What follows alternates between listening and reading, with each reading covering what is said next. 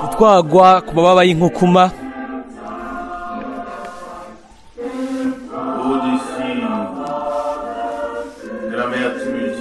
hejuru y'ikiyaga gihungabanye c'ibihe dutwagwa ku mababa y'inkukuma gushika mu bihe bidashira hejuru y'imisozi y'ibiyaya tuduga hejuru tugana mu rugo mu ijuru amababa antwaye arakomeye amababa ayo mpagazeko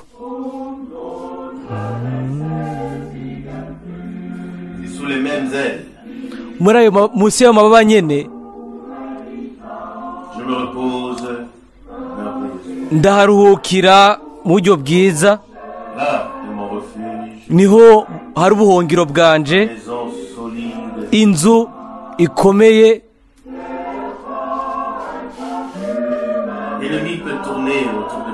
umwansi arashobora kunzunguruka akaneka akantumbereza kuko ashaka amababa amfutse arakomeye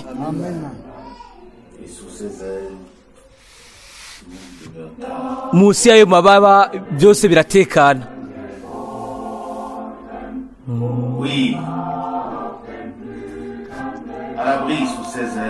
ego mu bwihisho munsi y'amababa dukingiwe nayo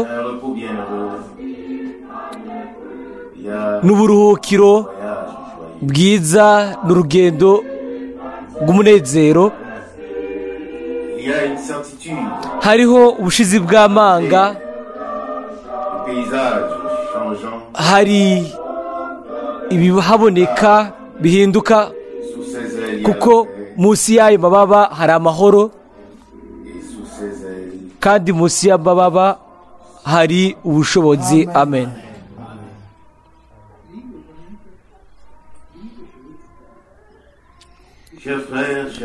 bene data na bashiki banje ndabaramutsa mwese mu izina ry'igiciro ry'umwami wacu Yesu Kristo turashimira umwami ko dushobora kandi gukorana kandi tukumva ijambo ry'umwami ry'ukuri ndaramutsa kandi abo bose mu isi yose ubu bari ku murongo turashaka twese kujana imigisha imwe mu rugo uyu munsi dukoranye kugira ngo twumvirize ijambo ry'Imana ego twakoranye kugira ngo twubakwe nk'ishengero ry'Imana kugira ngo umunsi umwe tuzoshobore kuba turi hariya tukabona umwami Yesu Kristo bene data na bashiki banje b'igiciro mbere ko dusenga nkashaka gusoma amajambo amwe dukura muri Yohana wa mbere 3 umurongo wa mbere gushika kwa 3 Yohana cete ca mbere igice ca 3 umurongo wa mbere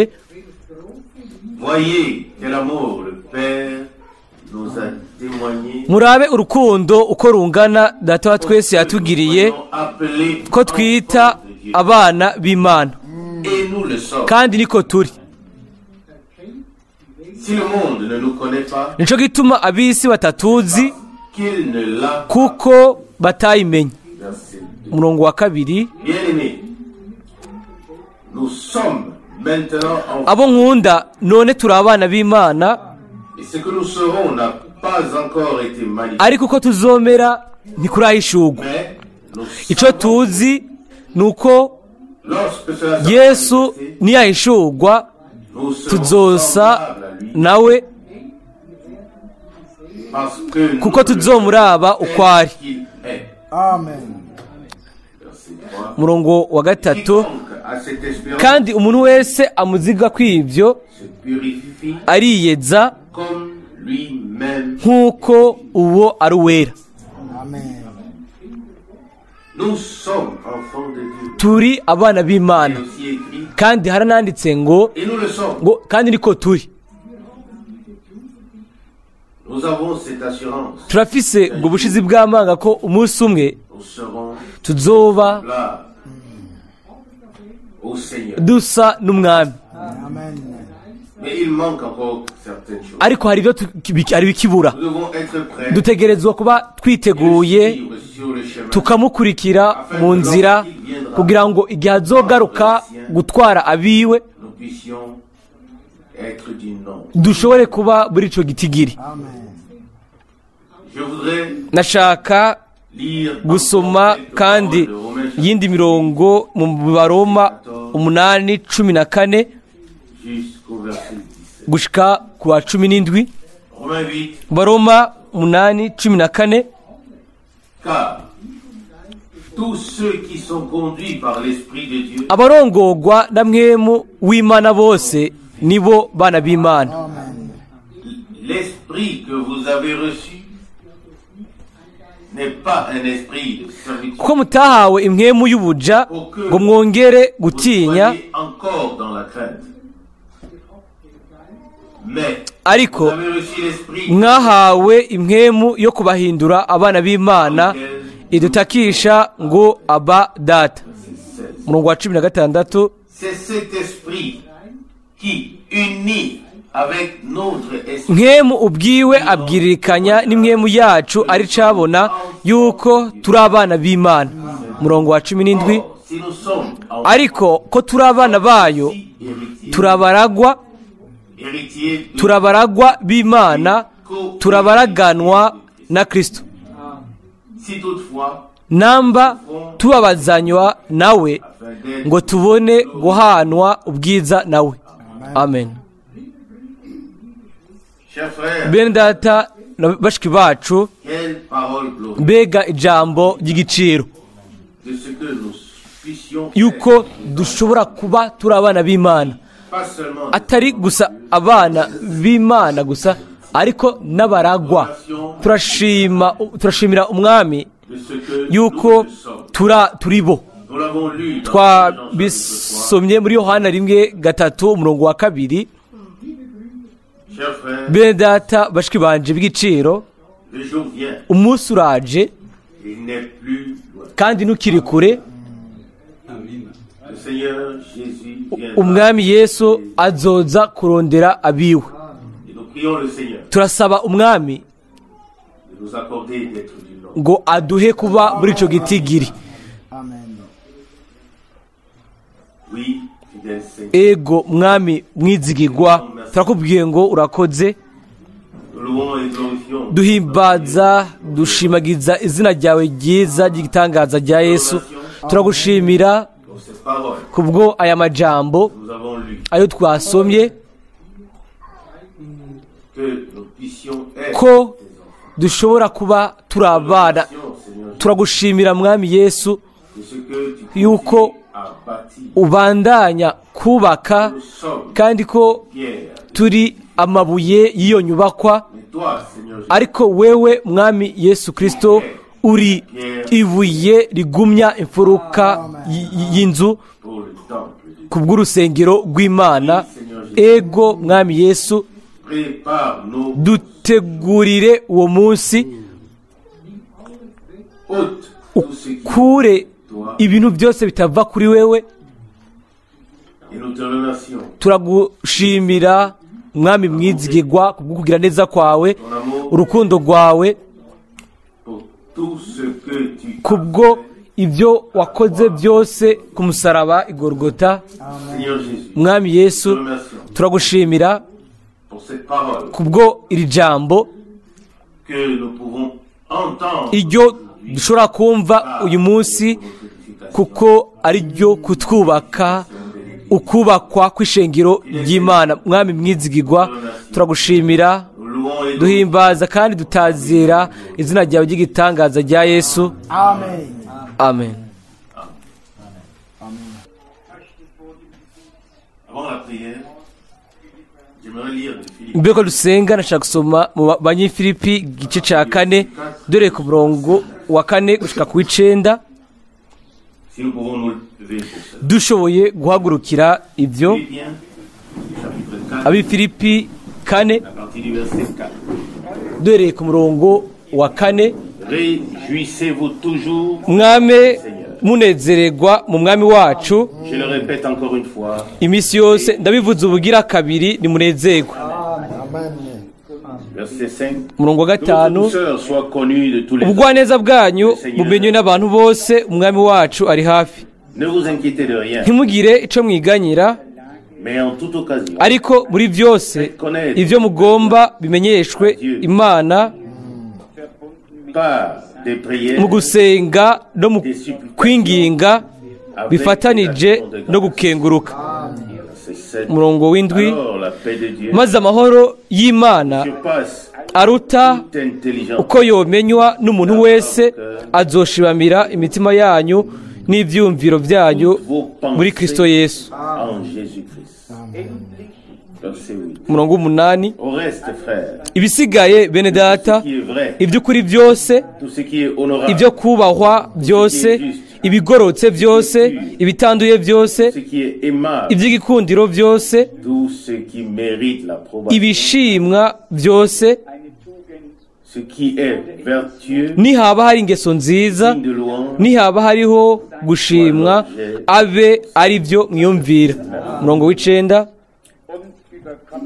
ce que vous avez appris, Ibyo mwize, reçu, ibyo mwakiriye, entendu, ibyo mwumvise, et ce que vous avez vu, ibyo mwambonanye, abe ari byo mukora, niho Imana nyin'amahoro izobana namwe. Turasenga. Père Céleste, Data uri mu ijuru, nous te remercions de tout cœur turagushimira n'umutima wose pour le grand privilège kubwo amahirwe akomeye d'être réunis yo dans kuba ta sainte, dukoraniye imbere y'inyonga zawe zera, et cela kandi kubw'ibyo dans le précieux mu izina saint nom de Jésus. ry'igiciro rya Yesu. Nous sommes réunis pour entendre ta parole, Dukoranye être kugira ngo twumve introduits ijambo dans ton ryawe, dushigwe umugambi wawe plan, que tu nous parles. mu mpamvu z'uko utuvugisha, ukize abahona, Tu libères les captifs ubohore ababoshwe, et que tu guérisses les malades. ukize abagwaye. Oh Dieu O Tout-Puissant, Mana ishobora byose, révèle-nous uduhishurire mu buryo bushasha urukundo rwawe, ubuntu bwawe ta puissance. n'ubushobozi bwawe. Que les choses qui sont écrites dans la parole Ibyanditswe mu ijambo bicike ibifatika by'Imana hagati muri twebwe mu buzima bwacu, afin que ton nom kugira ngo soit izina glorifié. ryawe rishimagizwe, ubwoko bwawe nabwo buhezagirwe. Nous plaçons Dushize consciemment cette réunion uburyo tuzi iri koraniro munsi y'uburinzi bw'amaraso y'umwagazi. Oh, fidèle Seigneur, O mwami mwizigirwa, pardonne-nous tous. utubabariye twese Nous aussi, nous avons pardonné à tous nk'uko ceux natwe qui nous ont twababariye abatugiriye nabi. fait. Toi, comme Dieu Tout-Puissant, Wewe nk'Imana nous nzima as pardonné wa en Jésus-Christ. tubabaririye muri Yesu Kristo umwami wacu. Il est notre réconciliation. Niwe kuzura kwacu, niwe mpongano yacu.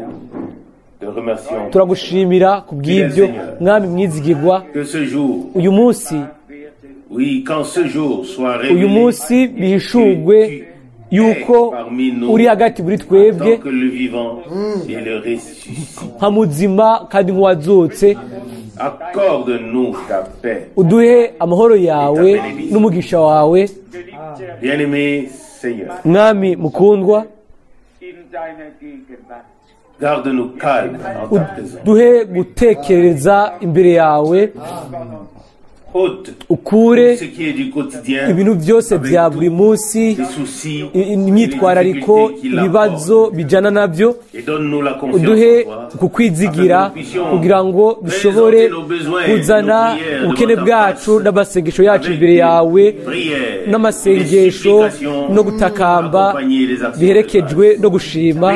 Uhezagire ubwoko bwawe bwacungwe n'amaraso, uhezagire ubwoko bwawe bw'igiciro, ubwo wironkeye ku kiguzi kiri hejuru, ku kiguzi cy'ubuzima bwawe n'amaraso yawe. Bien-aimé Seigneur, mwami mukundwa, conduis-nous par ton esprit, uturongoze impwemu wawe sois avec nous, kandi ubane natwe par grâce, ku bw'ubuntu, au nom de Jésus. mu izina rya Yesu, amen. Amen. Vous asseoir. Muricara. Maintenant, nous allons nous plonger dans les Saintes Écritures. Turagiye kwinjira mu byanditswe byera. Uyu munsi nyuma ya kino gikorane turaza kubatiza Nous demandons kandi turasaba tous ceux qui n'ont pas encore abantu bose baptisé, batarabatizwa mu buryo bwa Bibiliya pas laisser ntibareke l'occasion. aya mahirwe y'uyu munsi ngo arengane. Nous vous prions Turabasabye d'être intérieurement en accord imbere mu mutima mwemeranye n'Imana, et avec sa parole. mwemeranye n'ijambo ryayo, muvuge ego ku byo avuga, muvuge Nous devons ego no ku byo dutegerezwa gukora ubwacu ku ruhande rwacu. Je voudrais lire le Nashaka gusoma muri Petero wa kabiri igice cya mbere, et ensuite après hanyuma inyuma y'imirongo mike ya Bibiliya turaza koza mu bijyanye n'umubatizo, twizigira yuko umwami aza kuvugisha imitima yacu. 2 Pierre chapitre Petero wa kabiri igice cya mbere à partir du duhereye ku murongo wa 12 gushika kuri 16, umurongo wa 12 nicyo gituma je prendrai soin iminsi yose ntazotenzura kubibutsa ibyo, bien qu'elle vous soit connue naho mubizi et que vous mukaba soyez fermés mushikamye mu kuri muri mwebwe. verset 13. Umurongo wa 13, Mais je considère comme mon devoir aussi longtemps ndiyumvira yuko nkwiye kubakangura mbibutsa nkiri muri uru rusago, de vous tenir en éveil par de tels rappels, d'autant plus que je sais kuko nzi yuko igihe cyo kwambugwa urusago rwanje kiza kuza gitebutse, me l'a annoncé. kuko umwami wacu Yesu Kristo yamenyesheje. Verset 15. Umurongo wa 15, ariko nzogira umwete Après mon départ, kugira ngo ninamara gutaha toujours muze mushobore kwama mwibuka vous ibyo. rappeler de ces choses.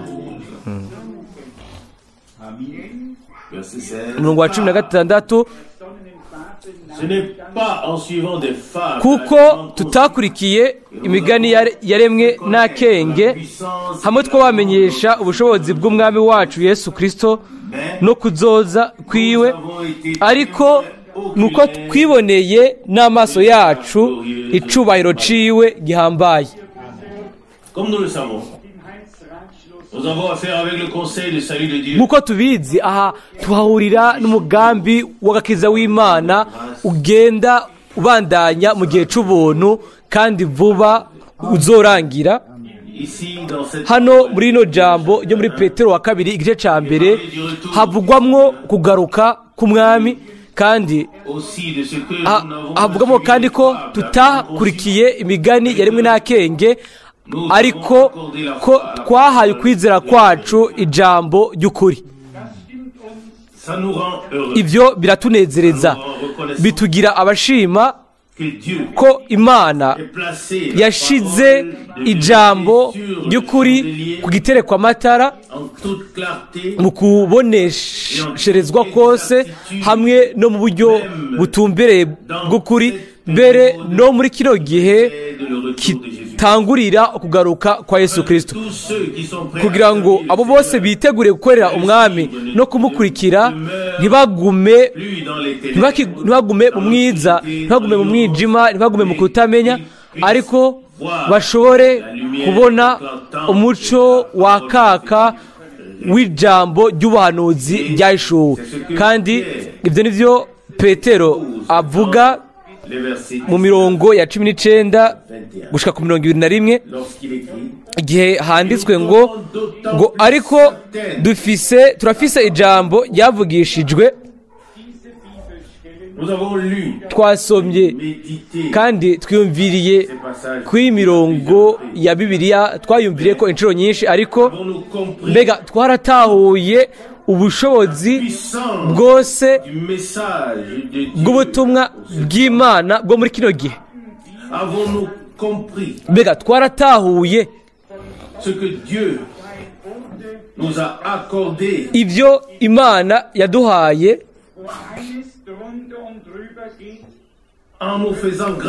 mu kutugirira ubuntu muri iyi minsi, aho ibintu byose bicuritse, ahantu ubu hari amerekezo hamwe n'ibisobanuro by'uburyo bwose. Imana ikaba yatubwiriye ubuntu bwo kugaruka ku ijambo ryayo, kandi tukaba twaramenyemwo ubutumwa n'intumwa. Twarashimitse kandi turavuga ko guhera ku ntango y'isezerano rishasha, amasezerano yatanzwe mu isezerano rya kera yacitse ay'ukuri. Ibyo Yesaya yari yaravugishijwe mu gice cya 40 umurongo wa 3, bikandikwa nk'imyaka 700 imbere, byacitse bukwi na bukwi ibifatika by'ukuri mu muntu Yohana Umubatizi. Isezerano ryacitse, igifatika, inzira yari yaravuzwe yari ngaho, inzira yarateguwe kugira ngo ubwiza bw'Imana bushobore kugaragara. Inkuru y'agakiza mu isezerano rishasha ni ugusohoza kwapanzwe kw'ibyo Imana yari yaravuze mu kanwa k'abera b'abakozi bayo b'abahanuzi mu gihe cy'isezerano rya kera. Hanyuma igihe dusanga uwo murongo canke iyo nzira y'ubuhanuzi, iyo twahawe mu gice gice cy'ubuhanuzi cy'inkuru y'agakiza, aho rero tuba dufise amerekezo ava ku Mana. Aho rero tuba tugana duca mwo hagati y'urujijo rwose ruba ruhari uyu munsi. Rero tukamenya ko si abantu bagize icyo bakora, ariko ko ni Imana iciye muri bo niyo yasohoje amajambo y'isezerano ayo yari yaratanze. Igihe babaza Yohana, turashobora kubisoma mu butumwa bwiza bwa Yohana igice cya 1, igihe bamubaza uwo yarari, yarishuwe mu buryo butomoye. Urashobora kubisoma hano muri Yohana, mu bwiza bwa Yohana 1:19, Yohana 1:19, ngo uku niko gushinga intahe kwa Yohana, aho abayuda bamutuma ko abaherezi n'abarewi bavuye i Yerusalemu ngo bamubaze bati urinde. Murongo wa 20, nawe arabyatura ntiyahisha ukuri, arabyatura ati si jewe Kristo. Murongo wa 21, baramubaza bati none se bimeze bite, uri Eliya? Ati si ndiwe. Bati uri wa muntu avugishwa n'Imana? Atoya. Murongo wa 22, baramubaza bati none urinde ngo tuje kwishura abadutumye kuri wewe wivuga ute? Murongo wa 23, ati ndijwi ryusemerera mu bugaragwa, ati nimugorore inzira yoraho nk'uko wavugishwa n'Imana Yesaya yavuze. Kuri jewe ni ikintu c'igiciro cyane. tiens à le souligner ngomba gusubira kubishimika ko irindi rimwe avec le début du Nouveau Testament, hamwe n'intango y'isezerano rishasha, le début intango de l'accomplissement yo gusohozwa de la prophétie k'ubuhanuzi bwa Bibiliya, hamwe no gusohoza du dessein k'umugambi divin w'agakiza a été déclenché. wari utanguye. Yohana yatanguye gutangaza ubwami bw'Imana, ariko muri uwo mwanya nyene yari igice gikomeye mu bwami bw'Imana. Muri we hasorezamwo ibyari byaranditswe byandikwa ico gihe. Muri Luka, ubutumwa bwiza bwa Luka, ibi turavyerekwa mu buryo bwiza butomoye guhera ku murongo wa 16 ku bimuraba ni muri Luka 1:16, ku biraba Yohana 16 ngo kandi azosanganya benshi bo mu Bisirayeli n'umwami Imana yabo. Murongo wa 17 azoyiza imbere ari n'umutima wa Eliya n'ubushobozi bwiwe,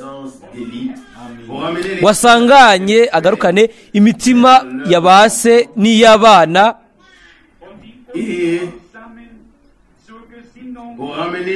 n'intabarigwa, azisubize ku bwenge bw'abagororotsi, ategurire umwami Imana ubwoko bururane. Iyi yari yo mpamvu, yari yo ntumbero y'ubutumwa bw'Imana mu gihe cyo kuza kwa mbere k'umwami wacu n'umukiza wacu dukunda.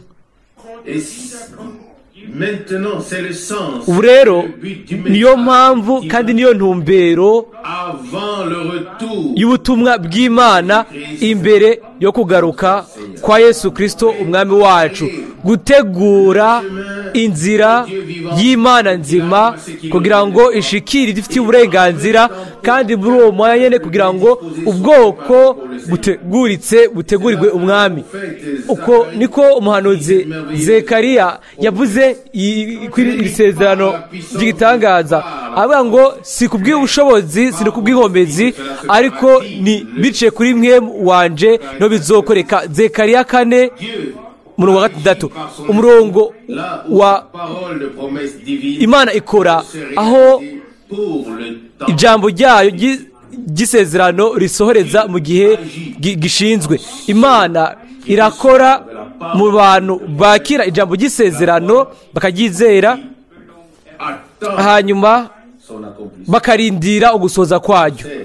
Ndabizi yuko turindiriye, twiteze ku Mana byinshi gusumba ku masezerano yatanze. Turindiriye ko ku iherezo ry'igihe c'ubuntu ishengero ry'Imana nzima ryagarukanywe, ryasubijwe byose mu buryo bwuzuye, rigaragazwa nk'umusaruro. Turabizi yuko kugaruka k'umwami ntigushobora kuba mu gihe umuhamagaro wo gusohoka, ugugarukanwa kw'ibintu byose, ugusubizwaho kw'ibintu mu gihe bitaraba. Murashobora kubisoma nk'uko twabisomye, turanabyumva inshuro nyinshi mu gitabo byakozwe n'umwaka 3 umurongo wa 20 n'uwa 21. Aho haranditsweyo muri Yohana, byakozwe n'umwaka 3:20 ngo kugira ngo umurongo wa 19 agace ka nyuma, ibihe byo guhembuka bibone kuza bivuye mu nyonga z'umwami Imana, kugira ngo nayo izitume Kristo yabatoranirijwe kera, niwe Yesu. Ariko ijuru rikwiye kumwakira gushitsa ku bihe byo gusubira guhindura ibintu byose bisha, nk'uko Imana yavuze mu kanwa k'abera bayo yavugisha bose uhereye mbere na mbere. Amen. Iri jambo ntirikeneye ko risobanurwa. Yesu Kristo afise byinshi mu bwiza yaduteguriye, ngo gushitsa mu gihe aho byose bizoba byagarukanywe nk'uko imana yabivuze biciye mu kanwa k'abahanuzi bayo bera. Munyemerere nsome umurongo wo mu butumwa bwiza bwa Yohana 17 kugira ngo muri Matayo 17 kugira ngo tubone ko ayo masezerano afatira mu gihe cacu kandi ko umwami yayubashe ku bw'ubuntu. Matayo 17 murongo w'icenda.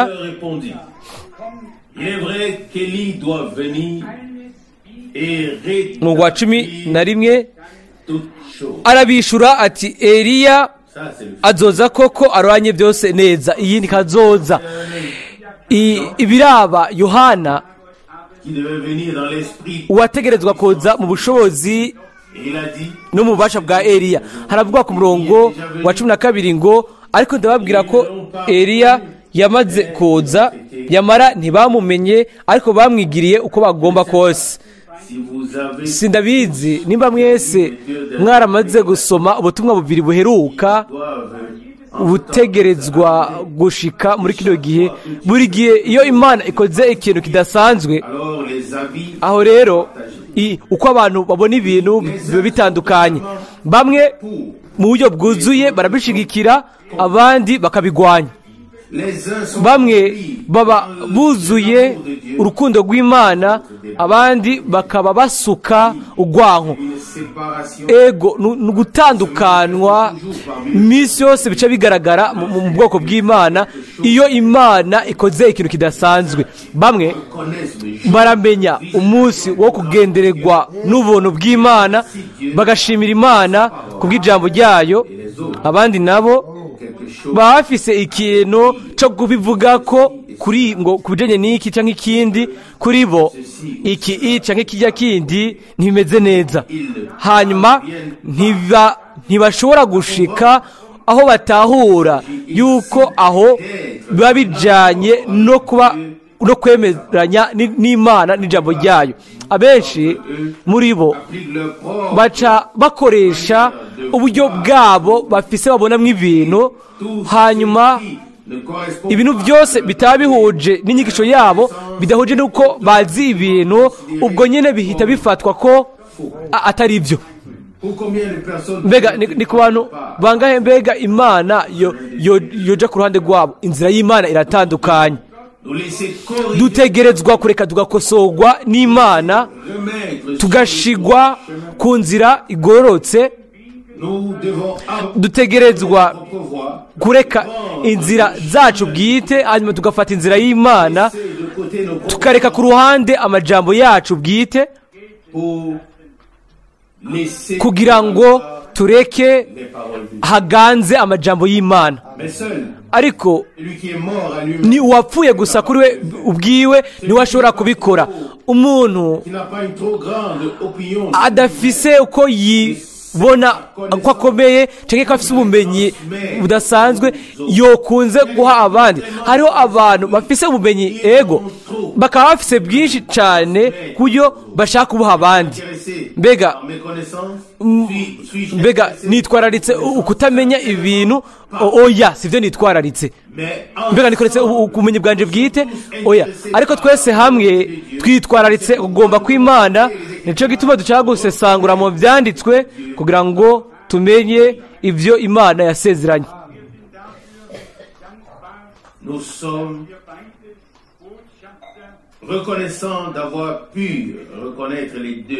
Turashima ko twamenye intumwa, izo ntumwa, ibyo bibiri, intumwa n'ubutumwa. Twabivuze kenshi, umwami aratwara abasabyi bayo biwe n'abahanuzi, ariko agasiga mwemu wiwe n'ijambo ryiwe bikaturongorera mu kuri kose. Amen. Turashobora kuvuga atari byo twigize ko mbere n'umuhanuzi akomeye aba yari hagati muri twebwe yogaragaje umugambi w'agakiza w'Imana guhera ku cambere gushika ku canyuma. Nta numwe muri twebwe yo bitahura kiretse ibyo tubishuriwe na mwemu yera. Amen. C'est ce que nous avons tous. ibyo nibyo twese twatahuye kugira ngo N'enseigne l'autre. ntihagire uwigisha uwundi ariko twese tube abigishwa n'Imana. Combien ont écouté Ni bangahe bumvirije muri Tabernacle? Ni bangahe bumvirije Paulo? Ni bangahe bumvirije abantu b'Imana? Ego. Combien ont vu et expérimenté Ni bangahe babonye les plus grands hommes de Dieu? bakagendana bakagira mwimenyerezo amwe n'abantu bakamenyana n'abantu bakomeye b'Imana ariko hagatahura gusa abegereye Imana n'umutima uciye bugufi bagasiga ukunegura kose muhira hanyuma bakazana imitima yabo yuguruye kugira ngo bashobore guhabwa ibyo umwami abashaka kubabwira no kubaha. Uko rero Nous n'avons pas besoin d'un grand homme de Dieu ntidukeneye umuntu w'Imana ahambaye qui nous explique adusobanurira ibintu ariko dukeneye ukuba hano kw'Imana ihambaye igikorwa camwe mu yera kigira ijambo rizima conduit dans les profondeurs aturongorera mu bwina intimes de Dieu bw'ibwina cyane bw'Imana hanyuma peut encore être caché. akaduhishurira ibishobora kuba bikinyegeje akaduha ugushikira ibyo kugira ngo bicike uguhishurirwa kuzima kuri twebwe. Paulo Écrit aux Galates yarandikiye ab'igalatiya igice cya mbere qu'il yuko n'avait pas atari pris l'évangile atari yarize par des hommes. atari yaronye ubutumwa bwiza abwishwe n'abantu ko atari yabuhawe abwigisha uburyo bw'abantu ariko byari biciye guhishurirwa kwa Yesu Kristo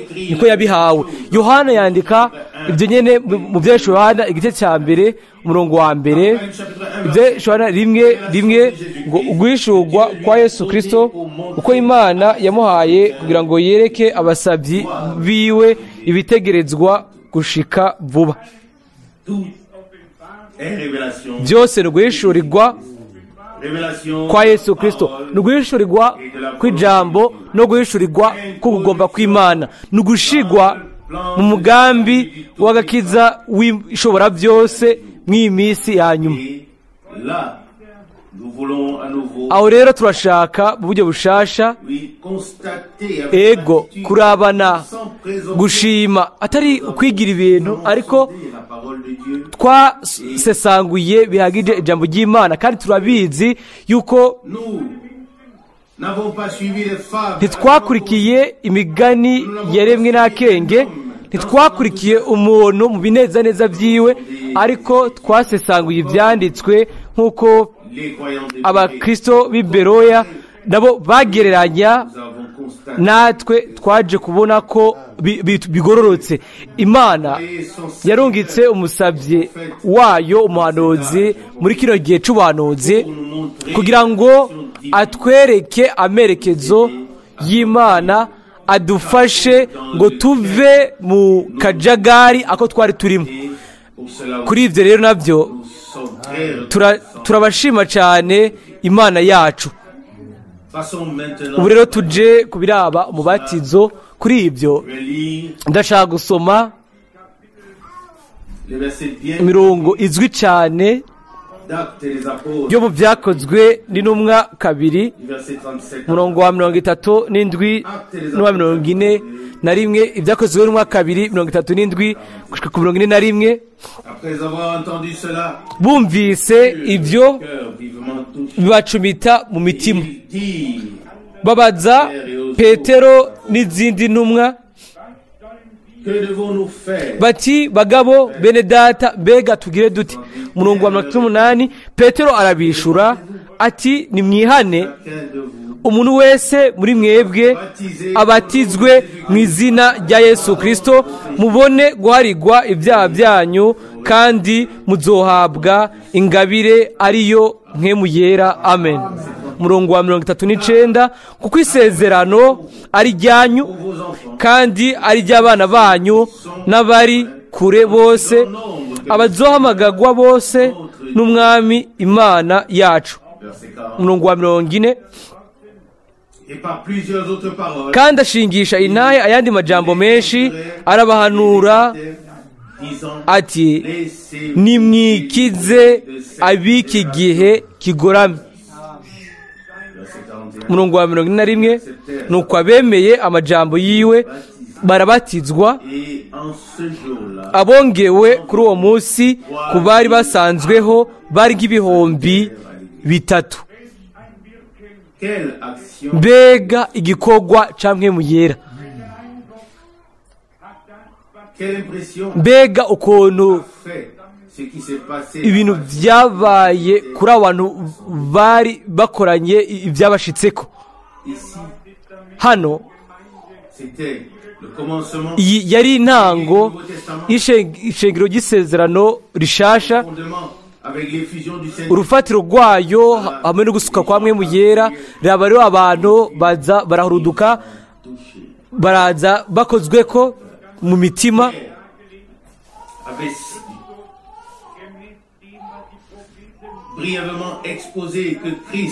Petero yari yaravuze, aragaragaza ko Kristo azozuka, azohamba akazuka ku munsi ugira gatatu, bihuje niko abahanuzi bari babivuze imbere y'igihe.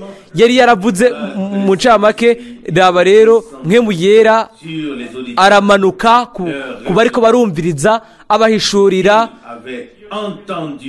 ivyo bari bumvise, hanyuma bashikira ukwizera Yesu Kristo. Bakondwa, bijanye n'ivyo uyu munsi, bijanye uyu munsi no kuba mwe mu yera aba ahari igihe tuba turiko twigisha Kristo yabambwe.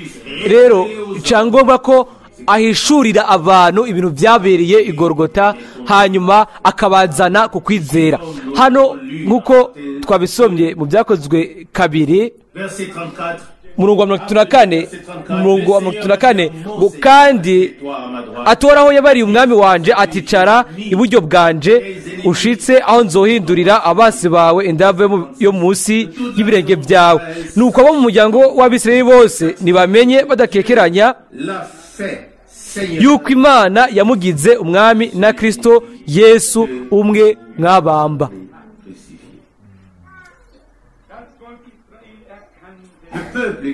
Ubwoko bwa Isirayeli bwamenye ko bwabambye umucunguzi wabo, kuri ibyo byabacumise mu mutima. Uyu munsi turamenya ko Kristo yagiye ku musaraba mu kibanza cacu.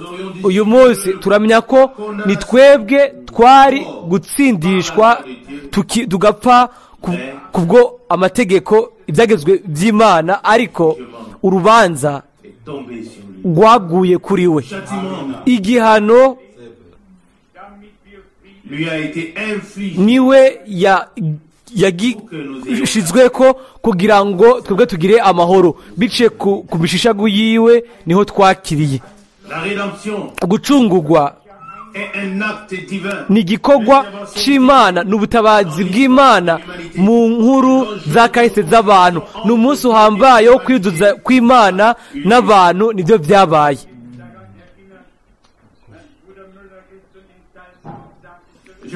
Ndibuka ubu ibyo Mwindata Mira yavuze ejo Strasbourg. Imibaze ko umukobwa wanje aza akandaba mu gitondo ca kare akavuga ngo nabonye umuco umanuka uva mu ijuru bukwi na bukwi. Uwo muco ucuhinduka umusaraba wakaka mu muco, hanyuma bayibitomoye kuri jewe, ariko no kuri twebwe twese, yuko umusaraba utegerezwa guhagarikwa, kandi hamwe n'umusaraba ajana no kwiyuzuza ikigongwe, ubuntu n'agakiza. Aho umusaraba uhagaritswe, aho ugwanko hamwe n'umucano birazimangana. Aho umusaraba ukuwe haba ugwanko, hakaba umucano bikavuka, hakaba ugutsindwa, hakaba igihome gitandukanya ego guhera. Aho umunsi uhambaye wo kwiyuzuza wagarukanywe, nta wizera n'umwe akwiye gukora ibyo, ahubwo iyo nimero yatanguye ntigihari, ntigifite agaciro. Ibya kera byararenganye, ubu byose byabaye bishasha, kuko Kristo umwagazi wacu wa Pasika warishwe, yaritanze ku bwacu kugira ngo dushobore gusohoka twidegembya. Amen. Mu cete c'Abaroma ca 6 n'igice ca 4 Paulo yasubiye kandi irindi rimwe kugaragaza ico cyumviro abifatira mu batizo mbere yabikoze henshi, ariko turasoma hano mu Baroma 6 kubiraba umubatizo. Abaroma igice ca 6 dore ku murongo wa mbere kugira ngo tumve ibivugwamwo. None nuko tuvuga iki? Mbega twame dukora ibyaha kugira ngo ubuntu bw'Imana bugwire? Biragahera. Twebwe twapfuye ku caha, twoba tukikibamwo dute? Umurongo wa 3, canke ntimuzi yuko twese ababatirijwe kuba muri Kristo Yesu twabatirijwe kuba mu rupfu rwiwe? Umurongo wa 4, none rero kubatizwa kwatumye duhambanwa nawe tuba mu rupfu rwiwe, kugira ngo nk'uko Kristo yazuwe mu bapfuye n'ubwiza bwa Data wa twese abe ariko natwe tugendana ubugingo busha. Umurongo wa 5, ko twakoranijwe nawe n'igishushanyo cy'urupfu rwiwe, tuzokoranywa nawe n'icukuzuka kwiwe naco. Umurongo wa 6, kandi tumenye iki, yuko umuntu wacu wa kera yabambanywe nawe kugira ngo umubiri w'icaha uhindugwe ubusa, ntitwame tujakariye icaha. Murongo w'indwi, kuko uwapfuye aba atsindanishirijwe icaha. Twoshobora kubandanya gusoma. Nyamukuru nuko twemera mu kwizera ibintu tubwiwe hano, ngo twabambanywe na Kristo, twapfanye nawe, umuntu wacu wa kera yarabambwe abambanwa nawe, kugira ngo ikintu gishasha gishobore kuvuka ku bw'ubuntu bw'Imana. Nico gituma Paulo arandika mu Bikorinto kavuga ngo umuntu yari muri Kristo aba ari caremwe gishasha. Ibyo bitegerezwa kumera uko nyene. Ibyo ntibikwiye kuba gusa byanditswe muri Bibiliya, cyangwa ngo bibe gusa ari ubumenyi cyangwa ari inyigisho iba mu mutwe wacu, ariko ibi bitegerezwa kugaragarira mu buzima bwacu, ko twabambanywe na Kristo, ko twapfanye nawe,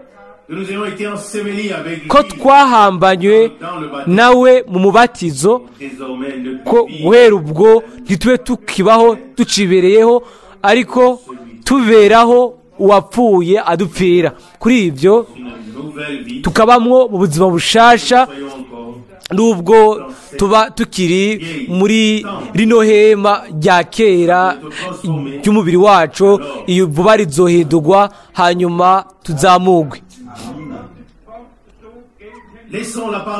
Tureke ijambo ry'Imana rigume rifite agaciro nk'uko nyine ryanditse, hanyuma turabe nimba ryashoboye gucika ibintu by'ukuri mu buzima bwacu, nk'uko buri sezerano ryose ryasohoreje muri Kristo umukiza wacu, akikorera isoni gutsindishwa, arareka, araturubikwa, arabambwa. Uko niko na buri jambo ryose ry'Imana risohoreza muri abo bose bakijijwe, mu bacunguwe bose. ntibyanditswe gusa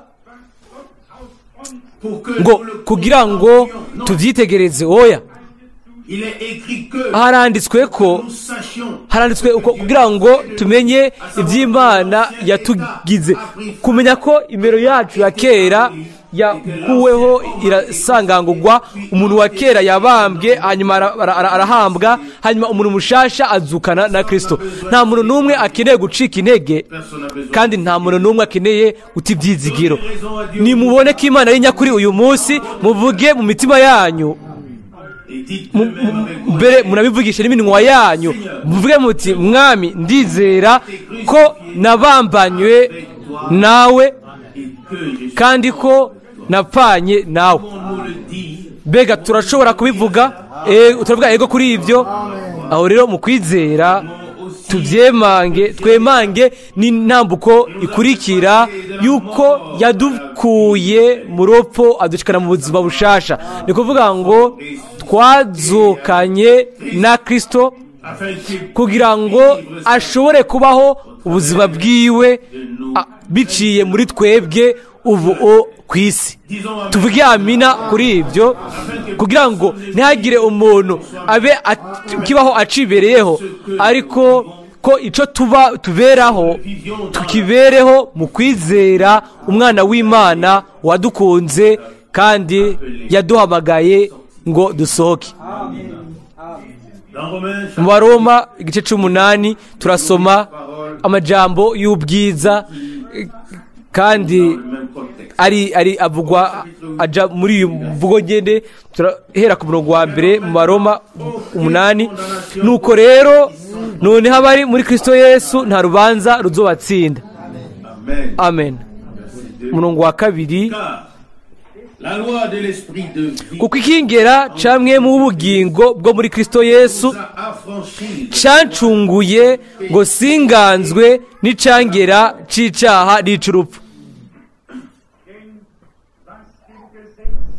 Murongo wa 3, ngo ici vyagezwe bitashoboye gukora kuko bifise intege nke ku bwa kamere kacu, Imana yatumye umwana wayo afise ishusho mu mubiri w'icaha kuba ikimazi c'icaha, itsindisha icaha kiri mu mubiri. Umurongo wa 4, ngo kugira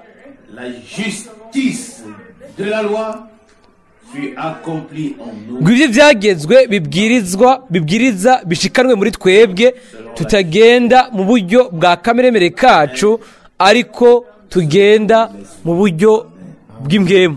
Amen. Hano naho ntidushaka kuja mu bwina kuko umwanya wagiye, ariko hano naho hari ibintu bibiri duhura nabyo. Icambere, ico twagirizwa bice ku byagezwe, kudashobora kwacu, intege nke zacu zitwereka yuko tutari dushoboye gukurikira cyangwa gusohoza ijambo ry'Imana ngo turigire, ngo dukore ibyo twari dusabwa. Ico ukora ibintu bisa kandi ibyo twarabitahuye, nta gukekeranya na kumwe kuri ibyo. Ariko ubu rero haca haza urundi ruhande, haca haza iyindi shusho y'urundi ruhande. Ni ukumenya ko Kristo yagaragaye mu mubiri w'inyama kugira ngo ashitse ibyo atamuntu n'umwe yashobora kuba yokora mu mubiri wiwe wano ku isi, kugira ngo buri jambo ryose ry'Imana ribone ugusoza kwaryo, hanyuma bishobore kuduha ugutsindanishirizwa biva ku Mana. Nta muntu umwe muri twebwe yari gushobora kwicungura canke ngo asohoze ijambo ry'Imana arishitse. Kristo yaratsindishijwe muri uwo mubiri w'inyama. Rwari urubanza, gutsindwa kwanje kwari gutsindwa kwawe, kwari ugutsindwa kwacu. Ariko nk'uko twamaze kubivuga, twamaze Le châtiment bivuga ko qui nous donne la paix igihano kiduha amahoro caguye kuri we kandi biciye ku mishagu yiwe niho dukirira. Yesaya 53:5. Croyons-nous que Jésus-Christ Turizera yuko mbega Yesu Kristo yoba yaraje mu mubiri w'inyama afin qu'il kugira ngo ashobore muri uwo mubiri guhaza gukwiza ibisabwa byose byari byanditswe mu ijambo ry'Imana, et à tous ceux qui impuissants dans leur chair kandi abanyantege bose mu mubiri wabo bagerageje gukora ibintu byose bari bashoboye ariko byose byari bigenewe kunanirwa. Imana yatanze ugutsindanishirizwa biciye ku gikorwa cyo kwiyuzuza icyabaye ku musaraba i Golgotha nk'impano ya gusa ku bw'ubuntu. nous confessons tous Twese turatura yuko twakoze ibyaha, ko turi abatsindwa, ko turi abanyantege, ariko turanamenya yuko Yesu Kristo umwana w'Imana à payer yarishe mu kibanza cyacu avons été kandi ko twagiriwe ubuntu, pardonnés. turababarirwa kandi Imana itubona biciye muri Kristo nk'aho tutigeze dukora icyaha. Nous ne pouvons presque pas le comprendre. Kumbure ntidushobora ibyo kubitahura, kutabitahura, ariko ugutsindanishirizwa byuzuye bisigura ibi nibyo Mweta Branham yavuze mu butumwa bumwe ngo Imana itubona nk'aho tutigeze ducumura. Nimwumvire, Que nous arrivions dans la tugeze mu bwiza bw'Imana, le Seigneur nous regarde hanyuma umwami akaturaba, jewe nawe, et que hanyuma il se souvienne akaca yibuka que nous avons fait. ibintu twakoze muri buno buzima. Alors la gloire aho rero ubwiza ntibwaba bukiri ubwiza, n'umunezero ntiwoba ukiri umunezero. Oya, ibya kera sera passé. bizoba byararenze burundu. Voici, je fais Ngo ehe byose ndabigira bisha. Haranditswe mu bya Yohana 21 ngo ubu byagiye kuri iyo ntebe aravuga ngo ehe byose ndabigira bishasha. Amen. Ibya Yohana 21 murongo wa 5 ntazosubira kwibuka ibintu, ntazosubira kwibuka ibintu bya kera. Icyo ni ikintu cy'igitangaza. Ndabibemeza yuko yaba Imana yaba bacunguwe ntibazigera basubira kwibuka ugutsindwa canke icyaha mu bwiza. Amaraso y'ubwagazi w'Imana muri yo harimwo ubuzima bw'Imana, ni ikimenyamenya cyo gucungurwa gutunganye, gushiramwo, kwinjizamwo yuko byose byaterewe mu kiyaga cyo kwibagirana. Amen. Hano ku isi umwansi aguma agaruka ubudahumeka, nubwo tuba twarabyibagiye. Abantu n'umwansi bo ntibibagira mu buryo bworoshe, baragaruka iminsi yose bakavuga bati ego hano nariya ibi na biriya. Ndabemeza yuko ibyanditswe bya Yohana 12 ngo kuri uwo munsi bizocika igifatika cy'Imana. Umwami azodugana n'abiwe, hanyuma Satani umurezi wa bene data azokoroka hamwe n'abamukurikira bose. Aho rero haravugwa ngo ubu noneho agakiza n'ububasha n'ubwami birashitse by'Imana yacu. Ububasha cami ni bya Yohana 12:10. Kuri uwo munsi tuzoba twuzuye umunezero. Uwo mwanya aho imibiri yacu yo hano ku isi izoba ihinduwe, aho rero igice cya mbere kizoba mu buryo bwuzuye kirangiye. ntituzigera tubyumva kandi ntituzosubira kubona ikintu na kimwe kuri ibyo, ariko tuzoba turi mu munezero no mu kunezererwa imbere y'Imana yacu bibe byose bidashira.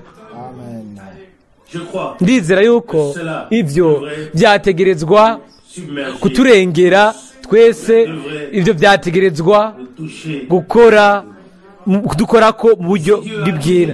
Imana nimba byose bitereye mu kiyaga cyo kwibagira mu kuriha ikiguzi Golgotha, Ne devrions-nous pas, nous aussi, mbega twone twategerezwa kugira bya ibyiyumviro byari muri Kristo Yesu, twese tukabonana nk'uko Imana itubona, ne plus nous tenir ntidusubire gufatana mu buryo bugumye bamwe ku bandi, ariko ko Imana yatubabariye jewe nawe ikababarira bose, kandi ko itacibuka de la faute. amakosa n'ibyaha. Ça, c'est grâce. ubwo ni ubuntu, uko ni ugucungurwa, ubwo ni ubutumwa bwiza bwuzuye, ni ubutumwa bwiza bwuzuye. C'est là que frère naho niwo mwene data Branham avec retenu a souvent utilisé l'expression yifashe yakunda gukoresha ijambo ngo ndizera umutekano w'ibihe bidashira. yarizera koko umwana w'Imana yavutse ubwa kabiri, akaba yarahawe urubuto rw'Imana muri we. yizera ko que c'est uyo gusa azoba ari mu bwiza, oui, qu'il sera dans la gloire. yego ko azoba ari mu bwiza. Non pas que Dieu oya, atari uko Imana ikiza by'igihe gito kugira ngo hanyuma ice yibagira. oya, imbabazi z'Imana izo twagizemo umwimenyerezo ntizatanguye, ntizizonahagarara. Dieu dit Imana iravuga ngo ngirira ubuntu uwo ndabugiriye, kandi ngirira imbabazi uwo ndazigiriye. maintenant ubu rero encore une parole irindi jambo ritumbereye ku bantu bose batarabatizwa mu buryo bwa Bibiliya. vous connaissez les paroles murazi de l'émission de amajambo yo mu gutumwa kwivugabutumwa muri Mariko 16 no muri Matayo 28. umwami a ordonné que yarategetse ko tugenda mu isi yose enseigner tous les twigisha baptisés en son amahanga yose, tubatize mu izina ryiwe, atari kubatizwa mu mazina y'ibyicaro, ariko mu izina iryo Imana yishuriyemwo mu isezerano rishasha. j'écris maintenant ubu ndiko ndandika ku bijyanye n'ibyo, nicyo gituma sishaka kubyibuka ko cyane ubu, ariko dufise ibyo byose uko ari bibiri mu byanditswe byera. dufise ukurungikwa, dufise n'uko byakozwe, dufise itegeko twabonye na bene data nk'ibyabona uko babikora bihuje n'ijambo ry'umwami mu buryo butomoye, mu buryo bumeze neza, igihe ibyo tubishuriwe biciye kuri mwe mu yera, ngo mubatize mu izina rya Data, ry'Umwana, n'irya mwe mu yera. imbere yuko babikora birakwiye, imbere yo kubikora birakwiye ko hamenyekana iryo zina iryo ari ryo. Yesu yarasenze ngo izina ryawe ryubahwe. Matayo 6:9. ni rihe zina rero? iryo zina ntiryavuzwe muri uwo murongo, cyangwa muri Yohana 17:11 ngo ubazigamire mu izina ryawe. none iryo zina ryitwa gute? ni rihe zina? twabisomye mu byakozwe n'umwaka 2:48. murashobora kubisoma mu byakozwe n'intumwa 8:15 na 16, ibyakozwe 10:48, mu byakozwe 19:56. twamaze gusoma no mu Baroma 6:3. murashobora kubibona ahantu hose. umuntu wese yabatijwe guhera ku munsi wa Pentecote yabatijwe mu izina ry'umwami Yesu Kristo, kuko niryo zina, niryo Imana yishuriye, niryo yishuriyemwo mu isezerano rishasha nka Data, nk'Umwana, namwe mu yera, ku bw'agakiza kacu no gucungurwa kwacu. umuntu adashobora kubona ibyo, birakwiye basi ko havugwa yuko ntibinatahuritse mu buryo bw'ibiharuro. tureke ataguhishurirwa kudasanzwe. shaka kubisoma nitonze, hanyuma ntakurikire gusa ibyumviro byiwe gusa, ariko asome, yumvire ku byo ariko arasoma. byanditswe muri Rudende ngo mubatize mu izina. ariko nirihe zina mbajije ati none gatatu kugwiza gatatu byishura bingana bingahe nta n'umwe yo kwishura ngo bingana gatatu kugwiza gatatu boce batanga inyishu habajijwe ngo nirihe zina mbere n'abigisha barasubiramwo bagasubiramwo umwimenyerezo canke ibyasabwe ntibatange inyishu oya imana ishimwe yuko dufise ibi bibiri mu byanditswe byera dufise ibyasabwe dufise n'ibyagaragajwe ibyaje abigishwa intumwa zagenda zigisha bihuje n'ibyanditswe byera Paulo Filipo Petero uwo ari we wese yabatiza mu izina ry'umwami Yesu Kristo uko rero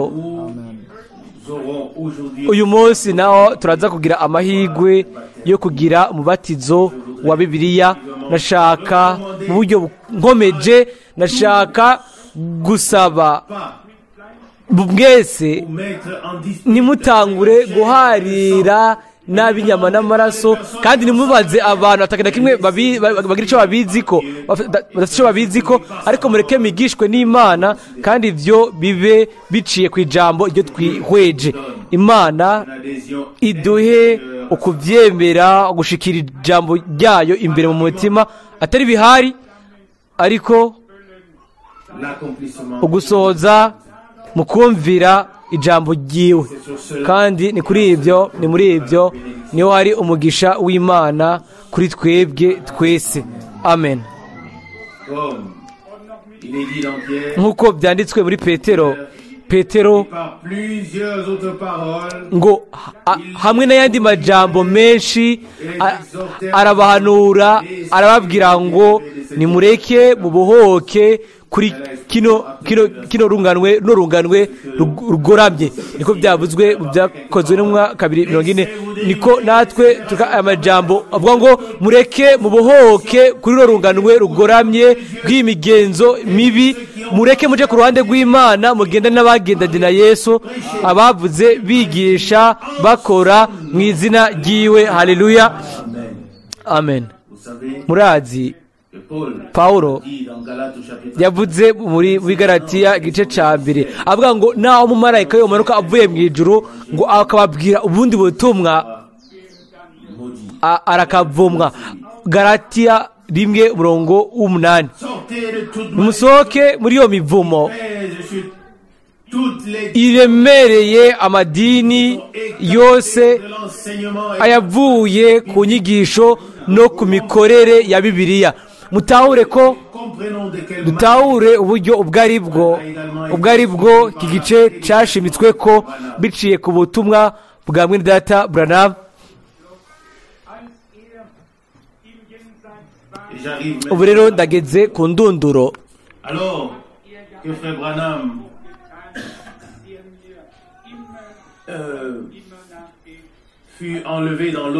mu gihe mwene data Branham yazamurwa akaja hakurya akiriho hari ijambo yavuze riguma ringarukamo mu byumviro igihe umumarayika canke ijwi ryamubwira ngo uzocibwa urubanza bifatiye ku byo wigishije yarabajije ati na Paulo mbega nawe azocibwa urubanza arishurwa ati ego nituja mwidonido y'ibyo hanyuma mwene data Branham yavuze iri jambo avuga ngo navuze bwa butumwa bwiza nyene ubwo Paulo yavuze kandi nabatije kuko nawe yabatije amen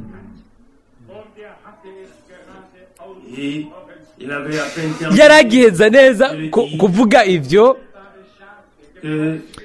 niho iryo shengero n'iryari ngaho ryasemerera ryavugishije imvugo bakoresheje imvugo ngo nka miliyoni y'abantu abantu badaharurika mbese kubiri ngo iryo gugu ryinshi ryarishe ngo aho niho turuhukiye mu yandi majambo ngo dushobora kubyizigira mbega ikintu cy'igitangaza guherezo ry'igihe Imana yazanye umuco biciye ku kuri byose yarabigarukanye ubu rero nahacu ho guhombogwa ku by'ikinyoma byose tukabona ko Imana ariyo nyakuri hanyuma tukabohoka kuri ico gice naco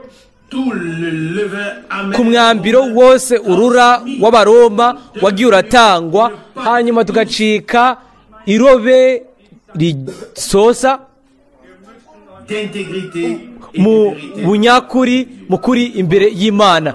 Ndiyumvira yuko igihe kirakomeye cyane ku buryo bw'uko twashobora kubisaba mu buryo ubu bukomeye, atari kubera yuko hariho dushaka gukomeretsa, turashaka gufasha, kandi ndemezwa yuko Imana twese yaradufashije.